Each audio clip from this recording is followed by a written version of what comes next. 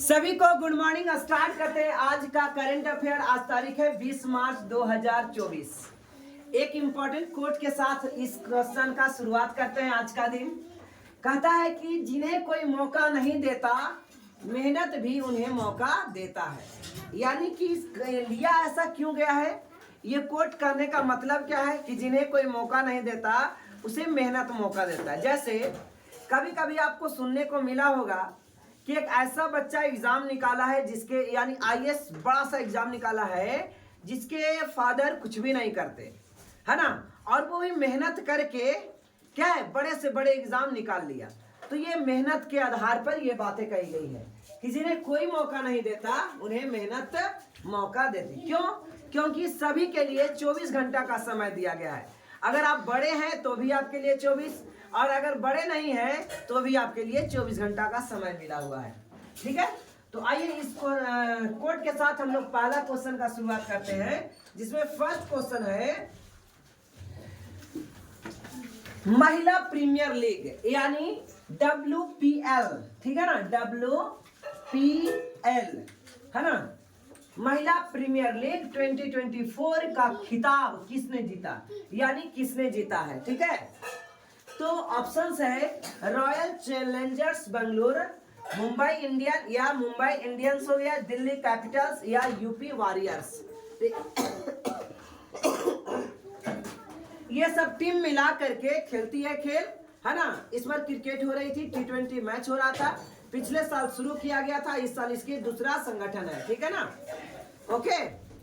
तो royal challenger Bengaluru, royal challenger Bengaluru इसका विजित team है। कौन सा टीम जीता? Royal challenger Bengaluru. ठीक है ना, आइए देखते हैं ये रॉयल चैलेंजर्स बेंगलुरु का ये जर्सी है। ठीक है ना, यानी टी शर्ट है। कहता है रॉयल चैलेंजर्स बेंगलुरु ने अपना पहला WPL खिताब जीता है। WPL सुधांशु आ गए हैं। ठीक है, क्वेश्चन वहां बन रहा। WPL खिताब जीता है कौन? Royal Challengers Bengaluru.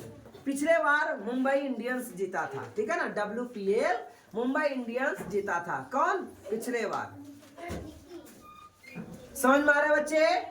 ओके।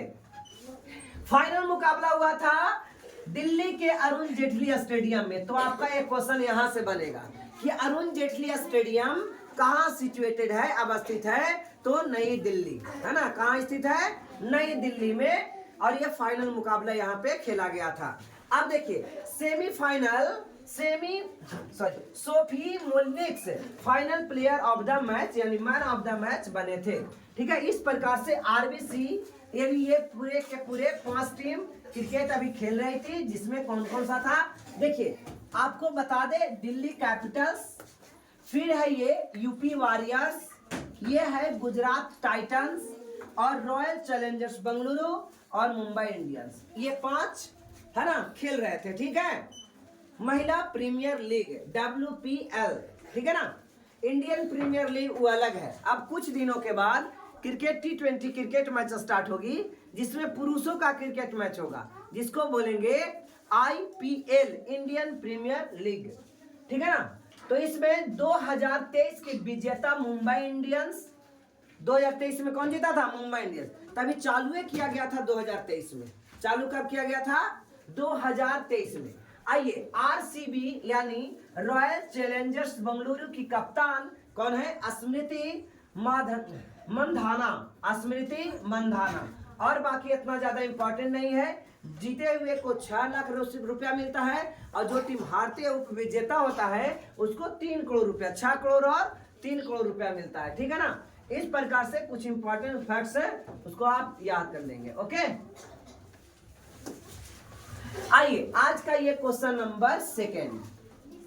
संगीत कला निधि पुरस्कार 2024 के लिए किसे चुना गया है? अमिताभ घोष, श्रीनिवासन स्वामी, जो अख्तर या TM कृष्णा।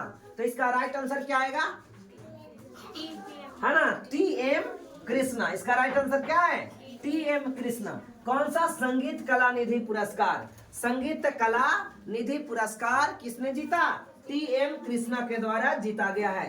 कहता है संगीत अकादमी का संगीत कला निधि पुरस्कार 2024 के प्रसिद्ध कर्नाटक गायक और मैग्सेसे पुरस्कार विजेता है ना, थोदुर मदाबुस्सी कृष्णा यानी टीएम कृष्णा को दिया जाएगा।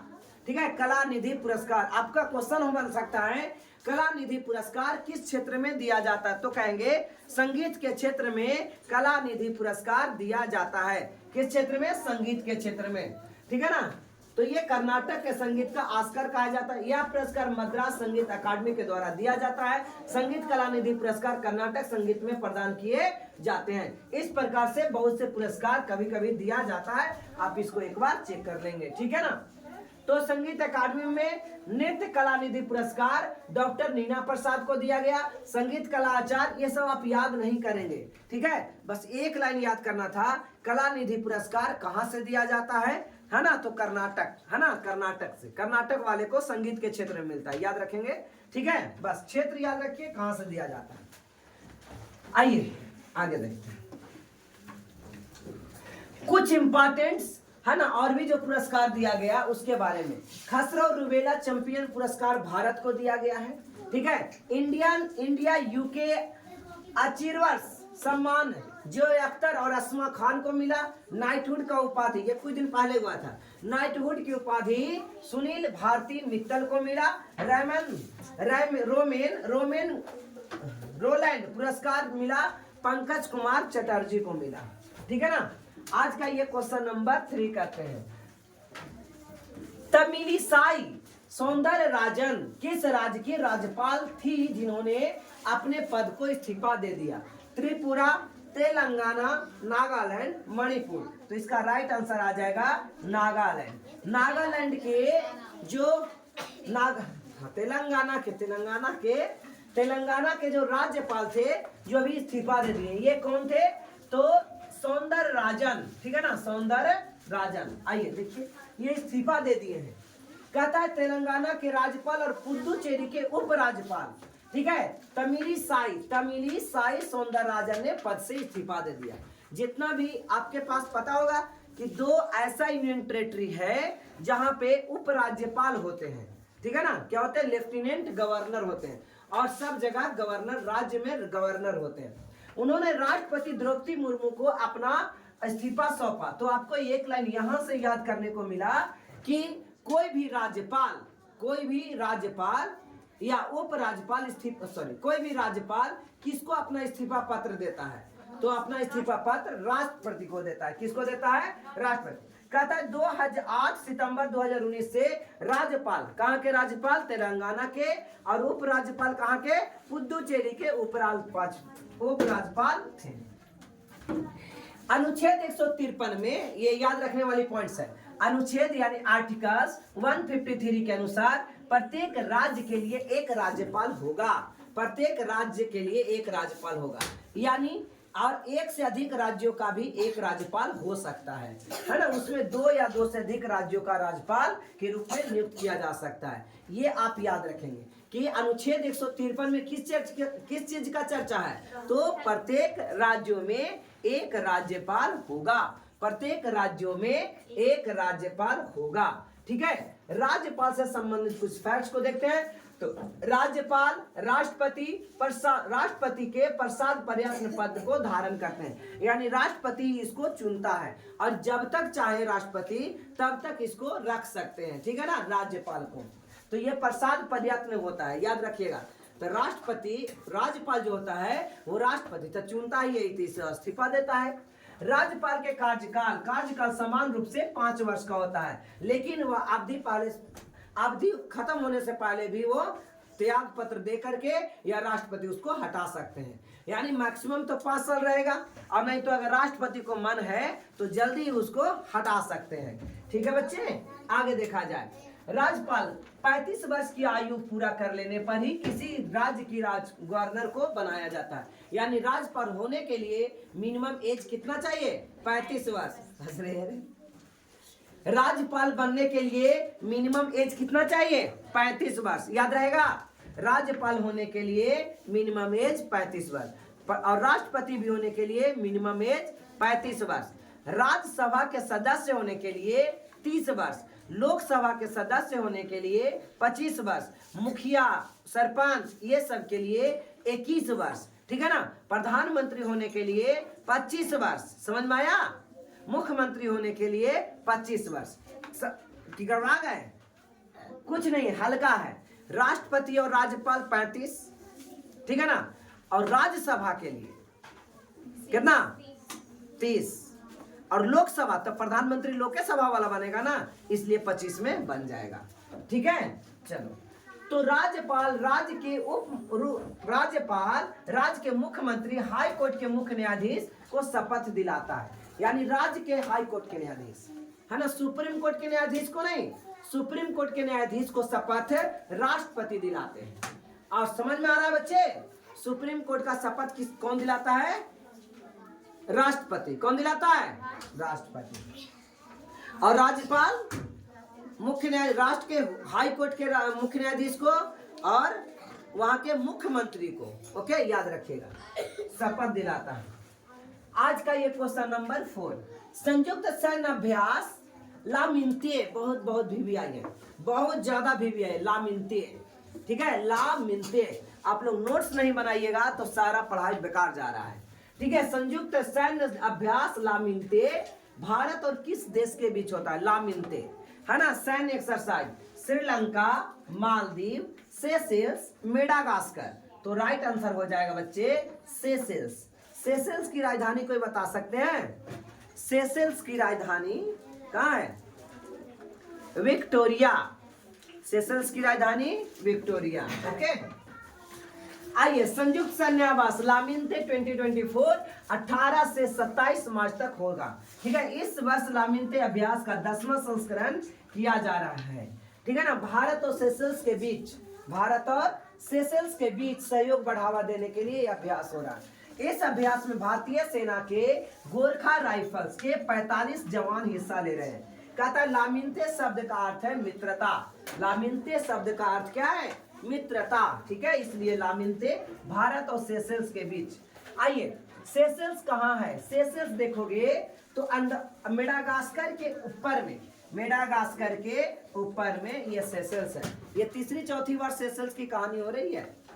मेडागास्कर के ऊपर हिंद महासागर में स्थित 115 द्वीपों वाला एक द्वीप समूह सेशेल्स है। छोटा छोटा द्वीप समूह का देश है, जिसको क्या बोलेंगे बच्चे, सेशेल्स बोलेंगे। इसकी राजधानी विक्टोरिया है, सेशेल्स की राजधानी विक्टोरिया है। और यहाँ की जो मुद्रा है, कॉइन्स है ना, करेंसी है, ये है सेशेल्सी, है ना, रुपया, सेशेल्सी रुपया, ओके।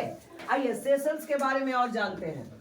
कहता है राष्ट्रपति बेबेल राम कलावन, बेबेल राम कलावन, ठीक है ना। उपराष्ट्रपति कौन है, अहमद आफिफ। उसके बाद सेशेल्स आजाद कब हुआ था, 1976 में, नहीं हुआ है। सेशेल्स आजाद हुआ था 1976 में, ब्रिटेन से। किससे, ब्रिटेन से। प्रमुख सैन्याभ्यास बहुत बहुत इंपॉर्टेंट है, आप इसको घर जाकर के गारंटी 100% लिखने की कोशिश करेंगे, ठीक है ना। कि सेशेल्स यानी युद्धाभ्यास किसके किसके बीच क्या क्या नाम से होता है, ठीक है। तो अभी हमने क्या देखा था, कौन सा युद्धाभ्यास, लामिन्ते। लामिन्ते किसके साथ, भारत और सेशेल्स के साथ। लामिन्ते भारत और सेशेल्स, लामिन्ते भारत और सेशेल्स, लामिन्ते भारत और सेशेल्स, ठीक है। अभ्यास कौन सा अभ्यास, सदा तंसिक, सदा तंसिक भारत और सऊदी अरब, सदा तंसिक भारत और सऊदी अरब। नसीम अल वह भारत और ओमान, नसीम अल वह भारत और। साइक्लोन भारत और मिस्र, साइक्लोन भारत और मिस्र। अग्नि वॉरियर, अग्नि वॉरियर भारत और सिंगापुर, अग्नि वॉरियर भारत और सिंगापुर, अग्नि वॉरियर भारत और सिंगापुर।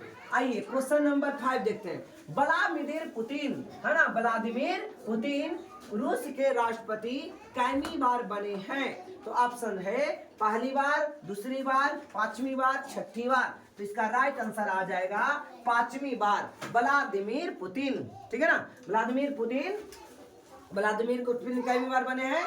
एक व्लादिमीर जेलेंस्की है, ये यूक्रेन के राष्ट्रपति हैं। व्लादिमीर जेलेंस्की यूक्रेन का राष्ट्रपति, और व्लादिमीर पुतिन कहाँ के बताइए, रूस के राष्ट्रपति। ये पांचवी बार बने हैं, ठीक है। आइए, ये है व्लादिमीर पुतिन, ये कौन है, व्लादिमीर पुतिन, ठीक है। व्लादिमीर पुतिन ने पांचवी बार रूस के राष्ट्रपति चुनाव को जीत हासिल किया। ठीक है। कहता उन्होंने राष्ट्रपति चुनाव में 87% वोट हासिल किए, है ना। पुतिन पहली बार सत्ता में आए थे 2000 में, रूस के राष्ट्रपति बने थे, ठीक है। और 2000 से बढ़ते बढ़ते 5वीं बार 2000, अब ये 30 तक रहेंगे, समझ में आ रहा है ना। 6 वर्षों के लिए यहाँ पे किया जाता है, कितने दिन। कहता रूस के राष्ट्रपति का चुनाव कम्युनिस्ट उदारवाद निकोलाई खातितोनोव दूसरे स्थान पर रहे और व्लादिमीर दावानोकोव तीसरे स्थान पर रहे, ठीक है। ये सब रहेगा, जीतेगा नहीं। कहाँ 87 और कहाँ 2 गो नीचे, 87 वाला अगला कई साल तक हारेगा, है ना। रहता 19-20 का आंकड़ा, है ना। एक को 25 वोट मिलता और एक को 29 वोट मिलता, तब रहता कि अच्छा अगला बार ही जीतेगा। अभी इसका कोई चांसेस नहीं है। जब तक ये जिंदा रहे, ये नहीं व्लादिमीर पुतिन, तब तक ये बनते रहेंगे। ओके बच्चे, रूस के राष्ट्रपति के बारे में जान जाइए। कहता है रूसी संघ का राष्ट्रपति रूस के राज्य के कार्यकारिणी प्रमुख होता है, सबसे इंपॉर्टेंट यही होता है। इसके अलावा रूस के राष्ट्रपति रूसी सशस्त्र बलों का सर्वोच्च कमांडर इन चीफ भी होता है। सर्वोच्च कमांडर इन चीफ यही होता है व्लादिमीर पुतिन रूस के, ठीक है ना। रूस में राष्ट्रपति का कार्यकाल 6 वर्षों का होता है। अभी जैसा कि मैंने बताया कि रूस में राष्ट्रपति का कार्यकाल कितने वर्षों का होता है बच्चे, 6 वर्षों का होता है। कहता है राष्ट्रपति पद का उम्मीदवार रूसी संघ के नागरिक होना चाहिए और कम से कम 35 वर्ष होना चाहिए। तो भारत में भी तो 35 वर्ष ही चाहिए। 2020 में संवैधानिक बदलावों के बाद रूस के राष्ट्रपति 2 से अधिक कार्यकाल तक सेवा दे सकते हैं। पहले नियम था एक आदमी 2 बार से ज्यादा राष्ट्रपति नहीं बनेगा, लेकिन व्लादिमीर पुतिन का हटाओ ये सब, है ना। जब तक मन करेगा तब तक बनेगा, अगर जीतेगा तो बनेगा, तो जीत रहा है तो बन रहा है। पहले नियम था कि नहीं बन सकता। आइए ये देखिए, इतना बड़ा देश क्या है, रसिया है। ये क्या है, रसिया, है ना। रसिया समझते हैं, ये खाने वाला भी रसिया रहता है। तो ये रसिया है, रूस। और रूस की राजधानी कहाँ है बच्चे, मॉस्को। आइए रूस को देखते हैं। रूस की राजधानी मॉस्को, राष्ट्रपति व्लादिमीर पुतिन और प्रधानमंत्री मिखाइल मिशुस्तिन, ठीक है, मिखाइल मिशुस्तिन। मुद्रा रूबल, यहाँ का मुद्रा क्या है, करेंसी रूबल है। और रूसी संसद को ड्यूमा कहते हैं। रूस के संसद को क्या कहा जाता है, ड्यूमा कहते हैं। और यूएसए के बारे में आप देखिए। अब कहता है आज का प्रमुख समाचार VVI लाइन है ये बच्चे, है ना। आज किताब कॉपी में इसको छापिएगा और रट्टा मारिएगा कम से कम आधा घंटा, ठीक है। आधा घंटा इसको याद करेंगे, है ना, कि हमेशा के लिए याद हो जाए, नहीं कि अगला बार भी याद करना पड़े। यूएसए का समाचार एजेंसी है associated press, AP associated. Britain का समाचार एजेंसी है, ठीक है ना। ब्रिटेन का जो समाचार एजेंसी रॉयटर्स है। रूस का तास है। मलेशिया का बरनामा, इटली का अंसा, इजराइल के इत्तीम, फ्रांस के AAFP और भारत के press trust of India PTI और भारत के समाचार भारती भी है। तो एक से अधिक भी रह सकता है। इसके अलावा आइए आज का क्वेश्चन नंबर 6 देखते हैं बच्चे। कहता है चुनाव आयोग ने अपने को राष्ट्रीय विकलांग व्यक्ति, है ना, PWD इसका PWD आइकन के रूप में किसे घोषित किया।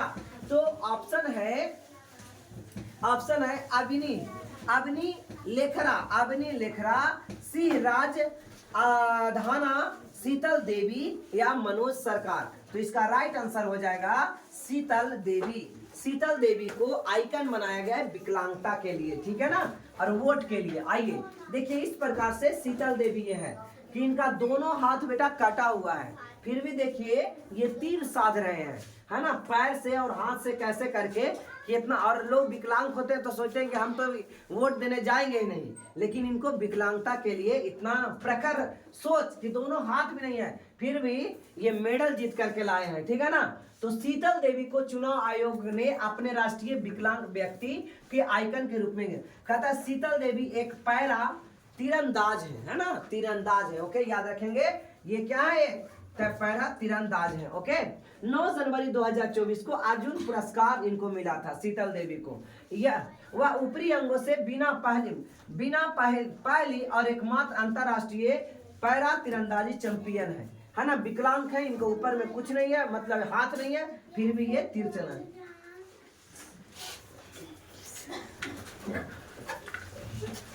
ब्रांड एम्बेसडर ठीक है, देखिएगा, कहता है फिट इंडिया मूवमेंट के ब्रांड एम्बेसडर कौन है? Narendra Kumar Yadav. Fit India movement के ब्रांड एम्बेसडर नरेंद्र कुमार यादव। और BOAT boat brand ambassador, boat के ब्रांड एम्बेसडर रणवीर कपूर या रणवीर सिंह। और लग्जरी गाड़ी ब्रांड राडो, गाड़ी है राडो के, घड़ी नहीं है बेटा, गाड़ी नहीं है, घड़ी। कौन सा चीज है? घड़ी, राडो है ना। 1 लाख 1 करोड़ में घड़ियां मिलता था, राडो। ठीक है, कैटरीना कैफ, लग्जरी जो घड़ी है ब्रांड जिसको राडो, इसके ब्रांड एम्बेसडर कैटरीना कैफ। त्रिपुरा पर्यटन ब्रांड एम्बेसडर सौरभ गांगुली। और पेप्सिको इंडिया के रणवीर सिंह, पेप्सिको इंडिया के रणवीर सिंह। आइए क्वेश्चन नंबर 7 देखते हैं बच्चे। क्वेश्चन नंबर 7 है सरस्वती सम्मान 2030 किसे दिया गया? प्रभा वर्मा को, नीलम शरण गौर, संजीव या फिर विनोद जोशी को? तो इसका राइट आंसर आ जाएगा प्रभा वर्मा को। किन्हें दिया गया? प्रभा वर्मा को दिया गया सरस्वती सम्मान 2023। कहता है प्रभा वर्मा साहित्यकार। अब प्रभा वर्मा कौन है? साहित्यकार। उनकी मलयाली काव्य कृति रौद्र सात्विम के लिए 2023 के प्रतिष्ठित पुरस्कार जिसका नाम है सरस्वती सम्मान दिया गया। यह पुरस्कार के बिरला फाउंडेशन के द्वारा दिया जाता है। इंपॉर्टेंट है ये। क्या इंपॉर्टेंट है? सरस्वती सम्मान पुरस्कार किसके द्वारा दिया जाता है? तो के फाउंडेशन बिरला, के बिरला फाउंडेशन के द्वारा दिया जाता है। के बिरला फाउंडेशन के द्वारा दिया जाता है। कहता है यह सम्मान प्रतिवर्ष भारतीय संविधान की 8वीं अनुसूची में किसकी चर्चा बच्चे? भाषा की। भाषाओं को प्रकाशित जितने भी भाषाएं उसमें से जो साहित्य लिखेंगे तो आपको मिलेगा। क्या मिलेगा? यह कृति सम्मान वर्ष पहले 10 वर्ष की अवधि में प्रकाशित होने वाली कई पुस्तकों को हो सकती है। कहता है इस सम्मान में क्या होता है बच्चे? तो सरस्वती सम्मान में 15 लाख रुपए की राशि दी जाती है। कितना की राशि? 15 लाख रुपए की राशि दी जाती है। सरस्वती सम्मान का आरंभ 1991 में हुआ था। याद रखिएगा, सरस्वती सम्मान का है ना शुरुआत कब हुआ था? 1991 में हुआ था। पहला सरस्वती सम्मान हिंदी साहित्यकार डॉक्टर हरिवंश राय बच्चन को दिया गया था उनकी आत्मकथा के लिए। यानी ये सेल्फ बायोग्राफी के लिए दिया गया था। बायोग्राफी के लिए किनको दिया गया था? डॉक्टर हरिवंश राय बच्चन को। डॉक्टर हरिवंश राय बच्चन को दिया गया था। 2022 का सरस्वती सम्मान शिव शंकरी को उनकी रचना सूर्यवंशम के लिए दिया गया था। प्रमुख देखते हैं साहित्य सम्मान। कहता है हिंदी भाषा का साहित्य अकादमी पुरस्कार 2023 में राजीव को दिया गया। अंग्रेजी भाषा का साहित्य अकादमी पुरस्कार नीलम शरण को गौर को दिया गया। ज्ञानपीठ पुरस्कार, ये याद रखिएगा, ज्ञानपीठ पुरस्कार है ना, ज्ञानपीठ पुरस्कार गुलजार और रामभद्राचार्य को दिया गया। गुलजार को और रामभद्राचार्य को दिया गया। व्यास सम्मान किन्हें? पुष्पा भारती को। JCB साहित्य पुरस्कार है ना पेरुमल मुरुगन को दिया गया। अंतरराष्ट्रीय बुकर पुरस्कार ये जॉर्जी गस्पोडिनोव को दिया गया जो बुल्गारिया के रहने वाली है ना। बुकर पुरस्कार बान बुकर पुरस्कार पॉल लिंच को दिया गया। बान बुकर पुरस्कार पॉल लिंच को दिया गया। आज का ये क्वेश्चन नंबर 8। स्टार्टअप महाकुंभ का शुरुआत कहाँ किया गया?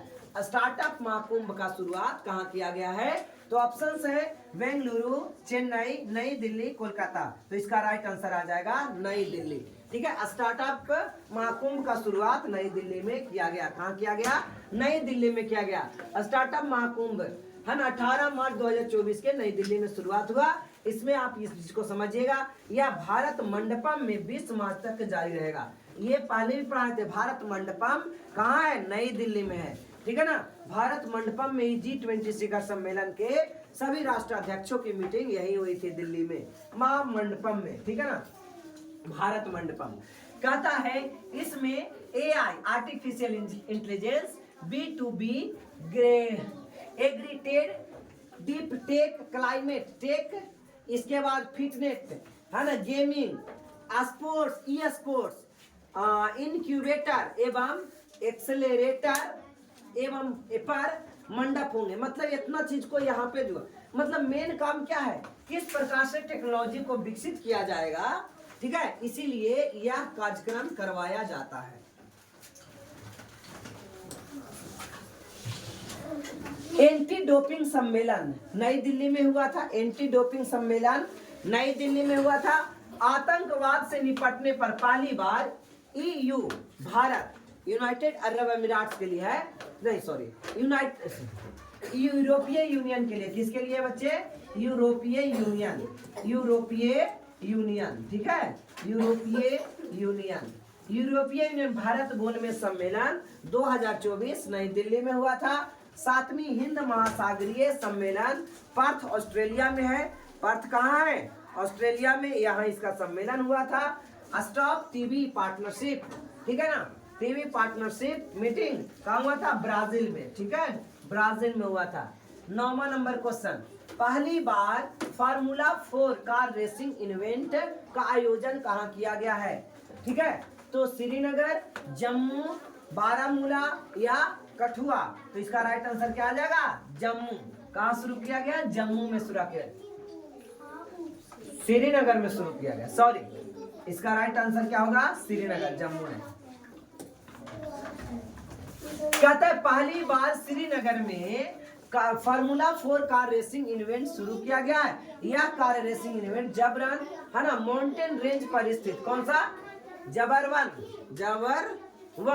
माउंटेन रेंज पर स्थित क्या है, बुलवाइड रोड पर डल झील के किनारे ललित घाट से लेकर नेहरू पार्क तक 1.7 किलोमीटर ट्रैक पर हो रहा है।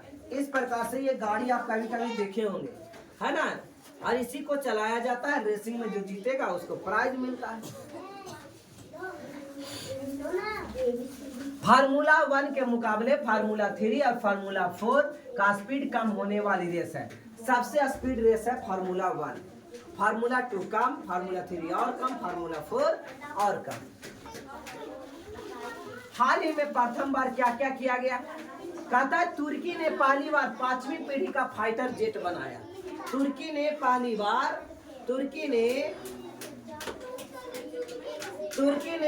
बार फाइटर जेट बनाया। सऊदी अरब की पहली luxury train dream of the desert launch किया गया। सऊदी अरब, लग्जरी मतलब सारा सुख सुविधा यहाँ मिलेगा, जिसका नाम क्या है, dream of the desert, dream of the desert. Desert मतलब मरुस्थल, मरुस्थल में आप एकदम डेजर्ट ऐसा देखेंगे जैसा कि लगेगा कि हम सपना देख रहे हैं। सिक्किम में पहली बार तिब्बती भूरा भालू देखा गया, है ना, भूरा भालू, है ना, ब्राउन बियर कहाँ देखा गया, सिक्किम में, ठीक है। आज का ये क्वेश्चन नंबर बच्चे 10 है। कहता है केंद्र सरकार के स्पोक्स पर्सन के रूप में किसे नियुक्त किया गया है, गीता बत्रा, ऋतु बिहारी, सोफाली सरन या रसीम, है ना, रश्मि शुक्ला। तो इसका राइट आंसर क्या आ जाएगा, शेफाली सरन, शेफाली सरन, क्या नाम होगा, शेफाली सरन। कहता IAS officer Shefali B Saran को केंद्र सरकार के एक्सपो पर्सन के तौर पर नियुक्त किया गया है। शेफाली सरन 1990 बैच के IAS ऑफिसर हैं। शेफाली सरन पत्र सूचना कार्यालय यानी PIB के प्रधान है। ये आप नोट करेंगे, है ना, लिखिएगा इसको जरूर कि शेफाली सरन पत्र सूचना कार्यालय यानी PIB के प्रधान महानिदेशक, यानी PIB पर पहला समाचार निकलता है, इसके बाद समाचार दूसरा जगह फैलता है। यहीं पे समाचार को देखा जाता है कि ये समाचार सही है कि गलत है, समझे। ये सरकारी समाचार एजेंसी PIB होती है। कहता है PIB के वर्तमान महानिदेशक मनीष देसाई 31 मार्च को सेवानिवृत्त होंगे और उसके स्थान पर ये लेंगे, ठीक है, 1 अप्रैल से कार्यभार संभालेंगे। मौसमी चक्रवर्ती को और ऑल इंडिया रेडियो AIR के महानिदेशक यानी समाचार के लिए चुना गया है, नियुक्त किया गया है, ठीक है। सूचना पत्र, आइए, प्रेस इंफॉर्मेशन ब्यूरो PIB, बहुत भी आइए, इसको आप नोट करेंगे, है ना। PIB का full form press information bureau, press information bureau, PIB। इसका स्थापना एस्टैब्लिशमेंट कब किया गया? 1919 में। PIB की स्थापना 1919। इस समय क्या आया था? Montagu Chelmsford. सूचना और प्रसारण मंत्रालय के तहत भारत सरकार की एक नोडल एजेंसी है। ठीक है, स्टार्ट कब किया गया था? 1919 में।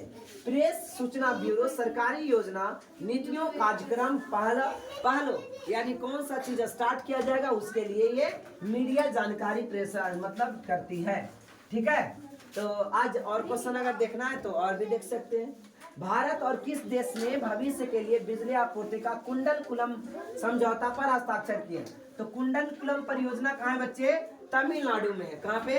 तमिलनाडु में। तो रूस के द्वारा स्टार्ट किया है। किसके द्वारा? रूस के द्वारा। भारत और किस देश के ऑकलैंड शहर में महावाणिज्य दूतावास खोलने की मंजूरी मिल गई है ना? तो न्यूजीलैंड में। कहाँ पे? न्यूजीलैंड में। उसके अलावा देखिए, जैक्स डेलर्स का निधन हो गया। वह किस संगठन के पूर्व अध्यक्ष थे? तो यूरोपीय संघ के, यानी EU कमीशन। ठीक है, संयुक्त राष्ट्र के द्वारा किस वर्ष अंतरराष्ट्रीय कैमलिड्स वर्ष घोषित किया गया? 2024। 2024 को कैमलिड वर्ष है, ये नाम याद रखेंगे। कौन सा वर्ष? कैमलिड वर्ष कहा जाएगा। कैमलिड वर्ष 2024 को कैमलिड वर्ष, है ना? मतलब वहाँ अपना संस्था है उसको करा है, पता नहीं।